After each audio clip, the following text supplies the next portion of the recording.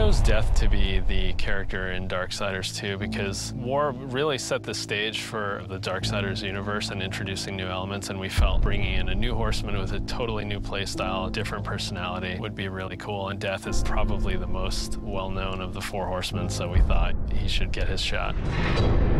What makes Death different from War is almost everything about him. The way he expresses himself, the way he talks. I have an offer in mind. The way he handles business on the battlefield, and the way that he gets around. It's much more feral, more animal-like. War is very much like a force meets force, a very head-on, steadfast, loyal-bound soldier. Death is much more of a calculated, elegant fighter, a chilling opponent on the battlefield. His traversal has definitely improved. It's a lot faster, more responsive, and so is his combat. His weapon is more interesting. He can dual wield or wield a single heavy weapon, depending on your playstyle. Death's primary weapon is a scythe. It's kind of a unique one. It's sort of a multi-purpose Swiss Army scythe. And he can use it with two different blades. He can attach it together to form the more traditional Reaper scythe. He can use it as a pole arm. Of course, he doesn't stop that. He'll pretty much use any weapon that's made available. You can get big axes, you can get crazy cool claws, big iron fists, and he'll even shoot guns. I mean, he'll use anything that he can, really. The main improvement from Darksiders 1 to Darksiders 2 was depth. We wanted to make the game more involved. We wanted to have more context. We wanted the player to really feel like they're in a real world with people living there, stuff going on, things going on.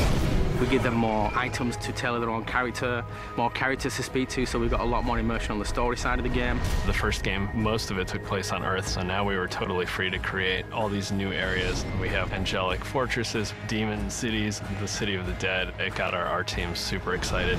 On top of that, there's a lot of weapons and armor, and obviously the new character as well, Death. Death's the most feared, and he's one of the oldest horsemen in the fiction. They kind of look at him as a big brother. He's feared just because when he really gets down to business, he is the death dealer. That's sort of his thing. He wears his mask as an executioner's mask. That's his trade, that's his business. He takes people down. He doesn't wait for things to happen, he causes them to happen. So it's a much more aggressive style of game and a more aggressive character. I mean, I guess it's all wrapped up in his name, right? War implies some conflict, but Death's the final end. Who doesn't fear that? A few words describe Death: cold and calculated. Agile, both in the way he fights and the way he deals with situations. My favorite word to describe Death is definitely arrogant.